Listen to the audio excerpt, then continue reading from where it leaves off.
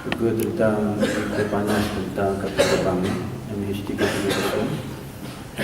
Banyak juga spekulasi yang keluarkan oleh orang sampai kita rasa boleh buat buku sampai 10 jilid kan. Jadi topik yang mungkin kita boleh bincang berkaitan dengan topik-topik berkaitan dengan peristiwa semasa yang ada ini ialah tentang topik taubat. Apakah perlu kita dalam menangani masalah-masalah mudarat yang ada, contohnya dapat kita selesaikannya mudarat ini ataupun kemalangan ini atau kecelakaan ini tuan-tuan dengan taubat kepada Allah Subhanahu Wa Taala. Itulah caranya tuan-tuan orang beriman kepada Allah Subhanahu Wa Taala, sebagaimana kata Kapten apa nama tu tuan-tuan yang keluar di jiwa tu, baliklah kepada Allah Subhanahu Wa Taala dan serahlah kepada Allah Subhanahu Wa Taala sambil kita berusaha. Jadi kita semua ada satu lagi kuasa yang tuan-tuan yang tidak pernah dhaif dia ni, tak pernah kurang kuasanya, iaitu Tuhan kita Allah Subhanahu Wa Taala. Tapi Allah ini dia mempunyai sifat-sifatnya.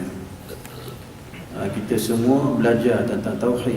Allah ini ada sifat pemurah penyayang, tetapi dia juga memiliki sifat muka. Tuan-tuan, dia juga mempunyai sifat muntaqim, membalas dendam seumpamanya.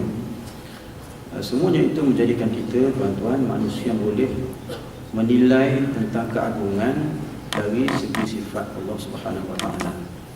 Jangan kita kira bahawa Allah itu memiliki sifat pemurah penyayang semata-mata, tetapi Allah juga memiliki sifat kemurkaan. Dia juga memiliki sifat membalas dendam, muntaqim. Supaya kita semua tahu bahawa sifat-sifat ini ada bukti-buktinya. Dan kita boleh dapat melihatnya dengan mata kasar kita. Kemurkaan Allah contohnya kita ambil, kita dapat tengok depan mata kita. Apa dia tuan-tuan? Tsunami dulu. Allah tunjukkan kita semuanya, Allah dedahkan semuanya tentang keagungan dia ataupun kemurkaannya yang membinasakan hampir 1,5 juta penduduk Aceh itu tuan-tuan. Kita juga melihat akan kerahmatan Allah Subhanahu Wa Taala, rahmatnya Allah. Bila Allen Tower jatuh, Allah Subhanahu Wa Taala tuan-tuan nampak mukanya, tapi celah-celahnya itu ada 2 orang yang hidup. Semuanya itu merupakan suatu perkara yang perlu kita ambil fikir, kita fikir panjang-panjang supaya kita ni menilai sesuatu berdasarkan takwa dan iman kita kepada Allah Subhanahu Wa Taala. Tak timbullah masalah syirik, masalah bomoh, zam-zam al-kazam dan sebagainya. Mati pun naik kereta ke, pegang bendera ke tuan-tuan, macam-macam lah tuan-tuan.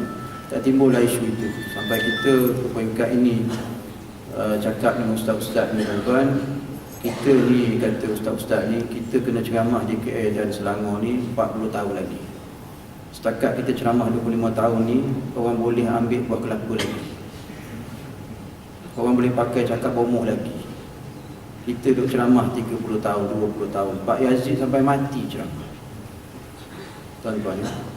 Tak cover juga orang tu supaya dapat jadi alim semua, tahu yang ini syirik ke tak syirik tuan-tuan. Tapi kita nak cover ilmu ni kepada orang semua susah. Tapi bila berlaku perkara ni, habis kita rasa malu. Pelajar Mesir beritahu, pergi ke kedai, orang Mesir duduk senda-senda. Tuan-tuan. Senda-senda apa? Oh, kamu ni habis cara dah. Akhirnya guna sihir. Habis nak website banyak tuan-tuan dah tersebar website tu, dan orang Mesir pun cerita macam tu. Dia pergi ke kaunter ke mana-mana, kena peli, kena senda-senda tuan-tuan. Jadi walaupun kita tidak berilmu, malu itu tidak sampai juga pada muka kita. Itu tuan-tuan.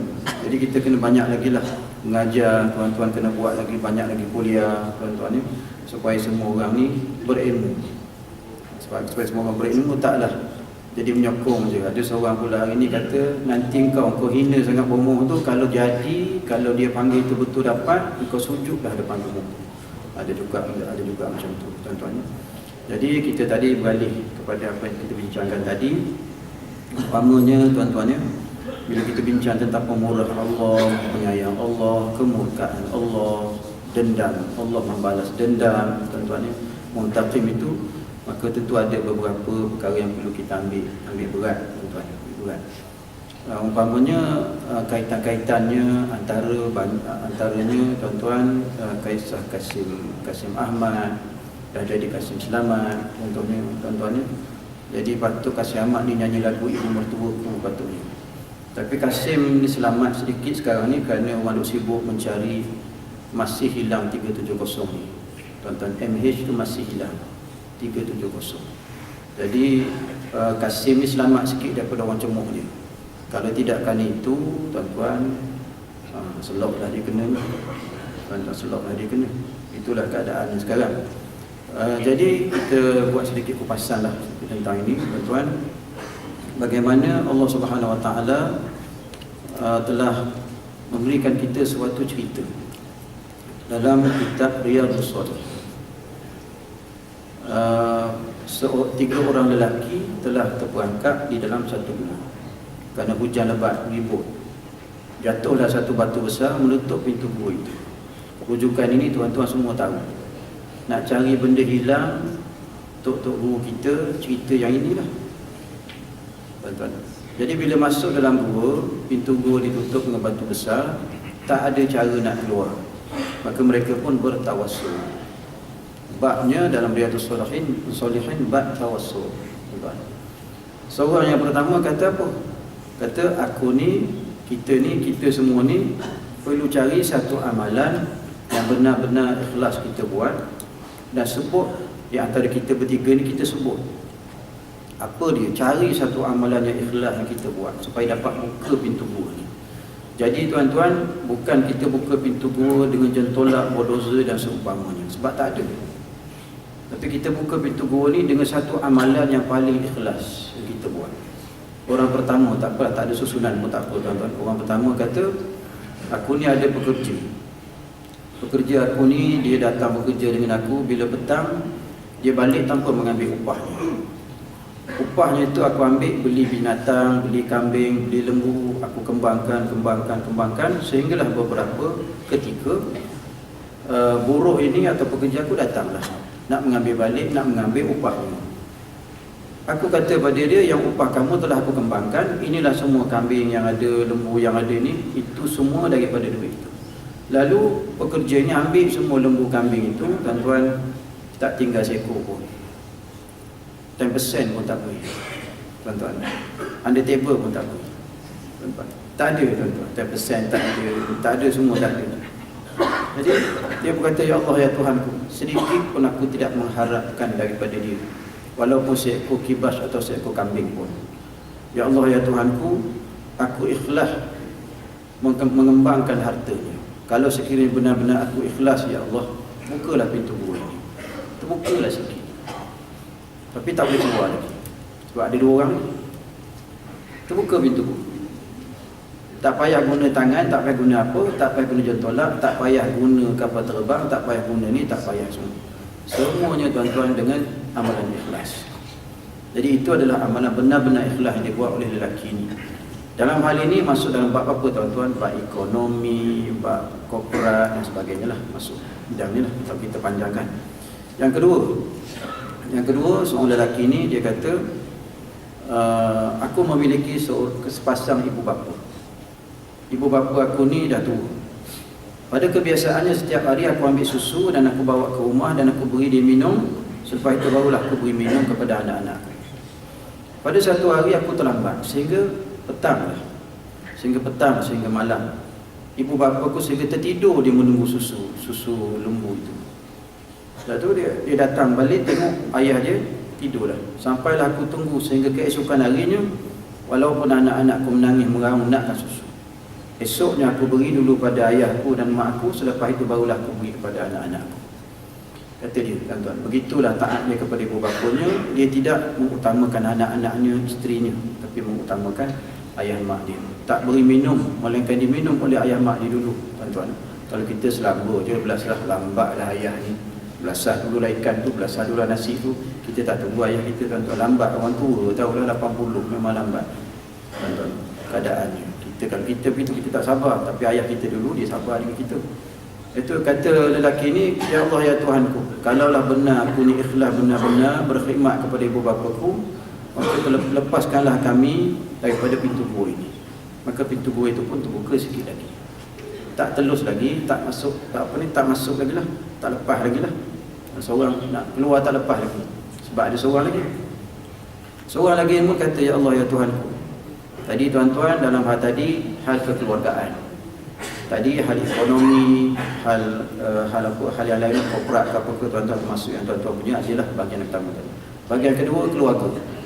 Kita dengan isteri kita, kita dengan anak kita, kita dengan ibu bapa kita, tuan-tuan, kekeluargaan. Yang ketiga ialah berkenaan dengan akhlak. Lelaki ketiga mengatakan bahawa, ya Allah ya Tuhanku, aku dulu syok kau seorang sepupu aku, cantik comel loteng dia ni. Jadi aku nakkan dia, aku sentiasa ajak dia, hasut dia, goda dia untuk buat benda-benda jahat. Sehinggalah pada satu hari kata dia, sepupu aku ni datang nak pinjam duit kerana mak dia sakit. Aku kata boleh, tapi kamu kena berzina dengan aku. Oleh kerana nak dapatkan duit untuk beli obat pada ibunya, maka dia sanggup. Setelah dia menyerahkan dirinya padaku, sehingga aku sampai di celah pehanya, yakni ingin berzina. Lalu si perempuan ini kata, takutlah kamu kepada Allah Ta'ala. Maka selepas aku dengar saja dia kata, takutlah kamu kepada Allah Ta'ala, terus aku jadi takut kepada Allah dan aku batalkan niat aku untuk berzina dengan dia. Aku tinggalkan dosa itu kerana betul-betul takut pada Allah. Kerana dengar perempuan itu kata, ittaqullah atau ittaqillah, takutlah kamu kepada Allah. Ya Allah ya Tuhanku, kata lelaki ini, kalaulah sebenar-benarnya aku lari daripada maksiat ini kerana mendengar seruan takutlah pada Allah, benar-benar ikhlas yang aku buat, lepaskanlah kami daripada pintu gua ini. Maka terbukalah pintu gua semuanya, mereka selamat balik ke tempat masing-masing. Yang ketiga ni bahagian akhlak. 3 bahagian tuan-tuan, berbeza-beza bahagiannya. Sama ada bahagian ekonomi yang pertama, yang kedua bahagian bahagian kekeluargaan, yang ketiga bahagian akhlak. Jadi macam mana nak lepas daripada bahaya itu tuan-tuan? Menyebut amalan-amalan ikhlas yang kita buat. Agaknya mungkin ini salah satu daripada cara untuk menemui kapal terbang tu, mungkinlah begitu. Ataupun tuan-tuan ni kita lihat bagaimana Allah Subhanahu Wa Taala dengan kebesarannya nak supaya manusia ini buat sesuatu amalan itu ikhlas kepada Allah semata-mata. Sebagaimana contoh orang dalam gua tadi. Barulah Allah akan terima kita ibadah kita, dan Allah akan berikan dia nilai pahala yang sangat besar. Dan apabila kita menjadi orang bertakwa, kita doa saja pada Allah, tentu Allah akan kabulkan doa-doa kita. Tuan-tuan, itu di antara contoh-contoh. Tuan-tuan yang dikasihi sekalian, kita juga sekarang ini berhadapan dengan apa? Masalah air, tuan-tuan. Dalam sejarah di Selangor, di Kuala Lumpur, utamanya Selangor lah, tuan-tuan. Inilah kali pertama air dicatu. Kalau tak silap saya di sini pun dah hampir 11 atau 12 tahun tak pernah lagi kena catu air. Masa belajar kat Jordan dulu adalah catu air 2 kali seminggu. Tapi Jordan dia ada facilities dia, tuan-tuan. Kita ada tangki besar atas. Di Malaysia 2 hari patut tak boleh, sebab facilities tu tak cukup. Sepatutnya bila nak kata 2 hari, dia bekalkan tangki dulu. Sebagaimana sampah buat, bekalkan tong sampahnya dulu. Ada barang untuk diisi, bekas untuk isi air. Tuan-tuan, kita kalau orang kaya tak apa, dia boleh beli bekas walaupun harga naik 5-6 kali ganda sekarang ni, tuan-tuan, tak apa. Orang miskin dia ada besin untuk isi kain tu lah, untuk isi air tu lah. Jadi fasiliti dia tak lengkap. Jadi bagi saya lah, sebetulnya tindakan yang dia buat bagi saya mungkin salah, tuan-tuan. 1 hari datang, 1 hari catu, 1 hari datang. Barulah kita cukup untuk simpan air 1 hari. Sebab kita punya kelengkapan tak cukup. Di Jordan sana, atas tangki atas tu, tuan-tuan, dia ada 2 tangki besar. 1 meter tinggi, 1 meter, 2 meter, 3 meter panjangnya. Dia ada 2 tong besar. Cukup untuk 10 hari, tuan-tuan. Okeylah, tak percatuan air itu cadangan kita kepada pihak-pihak yang berwajib lah tuan-tuan. Sekarang ni masalah kita tuan-tuan ialah masalah air ni. Sebab apa dan mengapa solat istisqa dibuat, bertali arus dibuat tuan-tuan. Tiap-tiap hari boleh katakan kita buat. Tak cukup istisqa, kita solat hajat. Walaupun ada orang kata apalah guna semayang padang pasir ni, kita semayang dalam masjid, itu orang tak belajar. Itu orang tak belajar tuan-tuan. Orang yang belajar dia tahu bahawa solat istisqa itu dia tak buat dalam tempat tertutup, tempat terbuka. Nama lagi nak minta hujan tuan-tuan, mana buat tempat tertutup. Bukan kata tak sah tuan-tuan, tapi sunnah Nabi kita buat begitu. Punca air tidak turun kenapa? Boleh kita katakan banyak sebab, tapi kita ambil satu cerita yang berlaku zaman Nabi Musa AS. Apabila Bani Israel berhadapan dengan kemarau yang sangat berat, sehinggalah mereka datang jumpa Nabi Musa, mengadu kepada Nabi Musa supaya Nabi Musa buat sesuatu, doa pada Allah, mohon pada Allah, munajat pada Allah. Jadi Nabi Musa pun ajak mereka keluar ke padang pasir. Bila keluar ke padang pasir semuanya, Nabi Musa angkat tangan doa pada Allah, ya Allah ya Tuhanku, turunkanlah hujan. Tuan-tuan, turunkanlah hujan. Walaupun sebenarnya dia ada syarat dia. Syarat orang sungai istisqa ni tuan-tuan, mula-mula kena istighfar. Sebagaimana disebut oleh seorang lelaki kepada Syekh Abdul Aziz bin Baz, mufti Kerajaan Saudi, wahai mufti, kata dia, aku ni dah kahwin 5 tahun, tak mengandung lagi isteri aku. Mengapa? Kata Syekh Abdul Aziz bin Baz, akthiru bil istighfar, banyakkanlah dengan istighfar. Setahun selepas itu tuan-tuan, Syekh Aziz bin Baz kata, istighfar banyakkan. Sebab apa masalah? 5 tahun kahwin tak mengandung lagi isterinya. Akthiru bil istighfar, banyakkan istighfar. Setahun selepas itu, kata pemuda itu, wahai Syekh, mengandung dah isteri. Maknanya tuan-tuan, penyelesaian tuan-tuan ada satu saya beri kat sini, istighfar. Siapa nak istighfar? Semualah. Semualah. Daripada sini kita tengok sambung cerita Nabi Musa AS. Bila tak ada tangan minta hujan, Allah kata, Allah firmankan, turunkan wahyu kepada Nabi Musa AS, wahai Musa, aku takkan turunkan hujan sehingga seorang daripada bangsamu ini, yang dalam ramai-ramai ini ada seorang yang dah 40 tahun berdosa tak pernah taubat pada aku. Suruh dia dulu bertaubat, barulah aku turunkan hujan. Tuan-tuan, selepas itu Nabi Musa pun buatlah pengumuman, siapa yang di antara kamu ni yang berdosa 40 tahun tak taubat lagi, datang ke depan ni taubat. Jadi orang yang terlibat ini, dia tengok kanan tengok kiri, Musa ni kata kat aku ni, kata dia, Musa ni kata kat aku. Tengok kanan tengok kiri, dia pun kata kepada Allah dalam hati dia, ya Allah ya Tuhanku, adakah aku ni perlu mengaku ke aku berdosa? Adakah aku perlu dedahkan aku ni lah orang yang dimaksudkan 40 tahun berdosa tak pernah bertaubat? Ya Allah ya Tuhanku, kata dia dalam hati dia, malulah aku, aiblah aku. Tuan-tuan, tapi orang pegang kelapa tu tak masak aib, tak rasa malu lah tuan-tuan. Kalau saya rasa malu, di KLCC pula, KLIA pula tu. Bayangkan tuan-tuan ni, Masya Allah, orang pergi semayang hajat semalam kena ambil nama, boleh ambil nama. Dia boleh tak ambil nama pun. Sebab apa? Orang besar panggil. Orang semayang hajat ni tuan-tuan, orang mana pergi semayang hajat kena ambil nama, boleh ambil nama. Ambil nama sajalah tuan-tuan. Masya Allah. Jadi aku nak mengaku ke ya Allah, aku nak dedah ke ya Allah ya Tuhanku, kata dia, janganlah kau dedahkan kesilapan aku, janganlah kau dedahkan keaiban aku ya Allah, tolonglah ya Allah. Lalu dia pun lafazkan taubat, ya Allah ya Tuhanku, ampunkanlah seluruh dosa-dosa yang aku lakukan selama 40 tahun. Lalu tuan-tuan, hujan turunlah dengan lebat. Nabi Musa pun kata pada Allah, ya Allah ya Tuhanku, mengapa tadi kau kata orang ni tak taubat, maka kau halang hujan daripada turun. Sekarang ni kau turunkan pula hujan. Kata dia, wahai Musa, orang tu telah bertaubat. Musa pun kata, ya Allah ya Tuhanku, tunjukkanlah dia padaku. Allah pun kata balik tuan-tuan, masa dia berdosa, aku tak dedahkan muka dia. Masa dia melakukan kejahatan, dia tidak bertaubat padaku, aku tak eksposkan dia pada orang. adakah patut aku selepas dia bertaubat aku dedahkan dia pada orang? Tuan-tuan, masa dia bertaubat aku tak dedahkan dia. Masa dia berdosa tak taubat aku tak dedahkan dia. Adakah bagus aku dedahkan dia ketika dia bertaubat pada lagi aku tak dedahkan dia? Tuan-tuan, insya-Allah ada satu hadis ni tuan-tuan, al-mujahir, hadis mujahirin, tuan-tuan, mujahirin.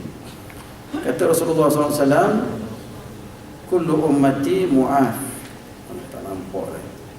Saya terjemah ya tuan-tuan, kelabu asap. Kelabu asap, jerebu tuan-tuan.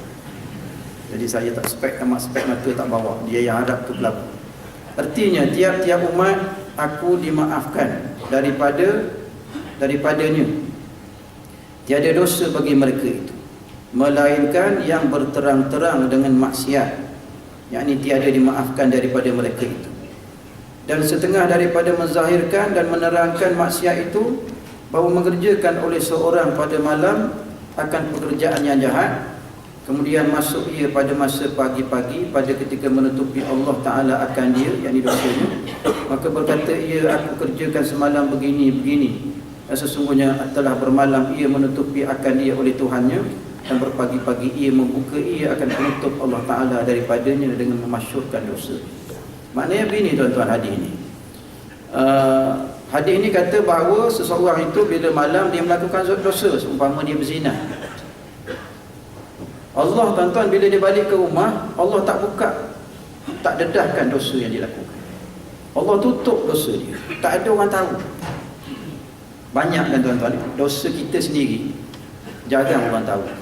Maksudnya Allah jaga dosa tuan-tuan daripada terdedah pada orang. Malu kita tuan-tuan, satu saja benda yang memalukan kita. Kita keluar tanda zip tak zip, orang tengok, cukup memalukan. Bagaimana kalau maksiat kita buat daripada muda dulu, Allah dedahkan pada orang. Tetapi tuan-tuan, setiap seorang daripada kita memang berdosa. Ada tak Allah dedahkan dosa kita? Masya-Allah tuan-tuan. Ada orang ni tuan-tuan, bila Allah jaga dosa dia, dia buat dosa, Allah lindungi, Allah tutup dosa dia pada orang tahu. Pagi-pagi esok dia pergi kedai mamak, order satu roti canai, dia bercakap dengan kawan dia, oh semalam kata dia macam ni. Buka dosa dia, cerita satu. Allah tutup, dia pergi buka, cerita kat orang satu-satu dosa dia, satu-satu cerita dosa dia pada orang. Begitu tuan-tuan. Balik kepada cerita Nabi Musa alaihi salam tadi tuan-tuan. Sebab seorang saja berdosa selama 40 tahun tak bertaubat, dihalang hujan daripada turun. Tuan-tuan, seorang ni kita boleh kata dia Kasim Ahmad. Macam mana tuan-tuan? Kalau kita kata yang seorang ni Kasim Ahmad, mungkin tak berlaku tuan-tuan. Kalau Kasim Ahmad bertaubat, hujan turun. Boleh jadi. Boleh jadi tuan-tuan. Kasim ni dia tak sayang pada Nabi dia. Saya tak pernah tengok lagi orang tak sayang pada Nabi dia. Dia boleh cari dalil, berdalil, cari hujah supaya kita tak boleh mengagungkan Muhammad. Buktinya asyhadu anna Muhammadar Rasulullah.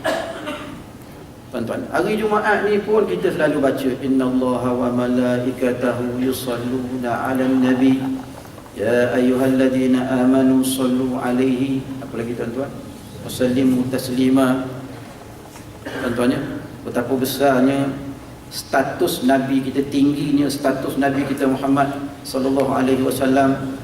Sesungguhnya Allah dan para malaikatnya sentiasa berselawat ke atas Nabi. Wahai orang-orang yang beriman, berselawat dan salamlah kamu ke atasnya. Itu tuan-tuan, kedudukan Rasulullah sallallahu alaihi wasallam. Dia boleh petikai Nabi tuan-tuan. Dah 3 rombongan rasanya pergi rumah dia, pegang juga tuan-tuan, kesesatan itu dia pegang juga. 60% hadis Nabi Muhammad bohong. Tuan-tuan, biarlah aku kena masuk neraka pun tak apa, kata dia. Silalah, tak apalah, hidup lagi ni boleh cakap. Masa boleh suat mulut dengan suat tangan, suat mulut tuan-tuan dengan tangan dengan rezeki masuk, tak apalah, sedap lagi cakap. Tunggulah kejap lagi, tunggu masa kejap lagi. Engkau tu berharap sepenuhnya dengan nikmat Allah Subhanahu Wa Taala.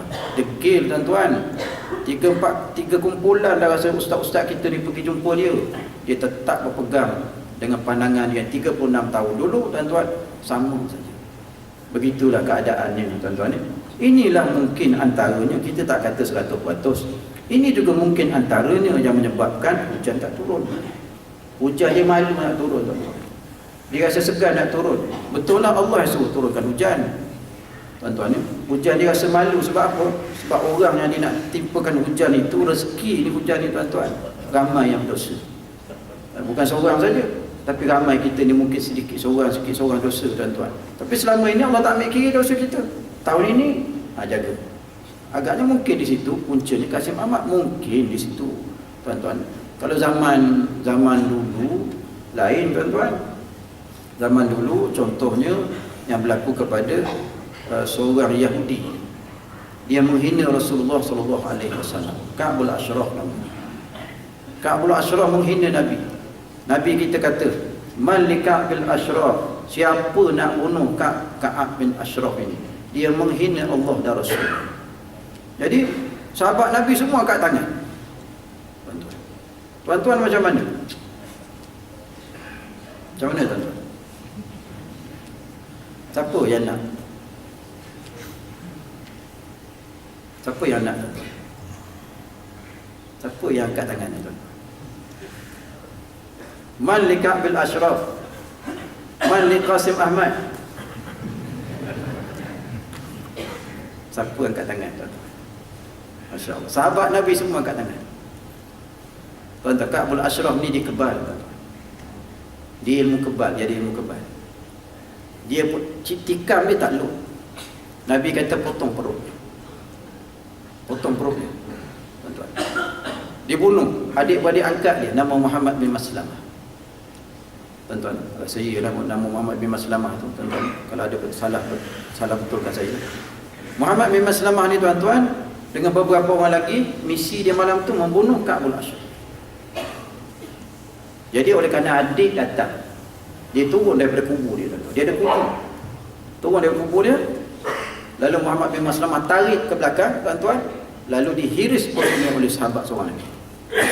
Potong, putus tu, tuan-tuan. Kebal macam mana pun potong, insya-Allah, tuan-tuan, tak ada masalah. Tak perlu buluh runcing, tuan-tuan, ya. Tak perlu buluh runcing. Cukup tak perlu buluh runcing satu, tak perlu, tuan-tuan. Masya-Allah, tuan-tuan, hancur dia, rosak dia, binasa dia, dibunuh oleh Allah, oleh umat Islam, tuan-tuan. Orang kedebel di kalangan Islam tu tak beri lagi Saidina Umar, tuan-tuan. Tapi sayangnya, tuan-tuan, ni tempat kita sekarang ni, tuan-tuan dah bersedia, ya? Tuan-tuan dah bersedia, ya? Tuan-tuan, sayangnya tuan-tuan semua ni, tuan-tuan, memang tuan-tuan tak sayang pada Nabi, tuan-tuan. Kasim Ahmad bebas makan roti canai. Kasim Ahmad yang hina Nabi tu, tuan-tuan, bebas naik kereta di negeri tuan-tuan. Kasim Ahmad tak ada tekanan di Malaysia. Kasim Ahmad senang hidup, tuan-tuan. Dia tak pernah ditekan oleh orang, tak pernah dicerca oleh orang, tak pernah dihina oleh orang, tuan-tuan. Kita semua ni umat Islam yang mengaku beriman pada Nabi SAW, tuan-tuan. Kita tak susahkan Kasim Ahmad yang menghina Nabi SAW. Dia pergi ke kedai masih dilayan dengan baik, pergi hospital dilayan dengan baik, tuan-tuan. Naik kapal terbang pergi Singapura, bentang kereta kerja dilayan dengan baik. Nasib baik tak hilang kapal terbang tu, tuan-tuan. Masya Allah. Apa bukti kasih sayang tuan-tuan pada Rasulullah SAW? Apa bukti? Itu yang saya kata sedia ke tidak tadi tu, tuan-tuan. Malu, tuan-tuan, kita mengaku beriman pada Nabi SAW. Malu, tuan-tuan, kita asyhadu anna Muhammadar Rasulullah, tuan-tuan. Selawatnya, ya Allah, tuan-tuan, hanana sana, hanana sini. Sepatah pun guru hanana tak cerita apa-apa, tuan-tuan. Orang hina Nabi kita hanana satu stadium, tuan-tuan. Sepatah pun tak dengar cakap. Golongan-golongan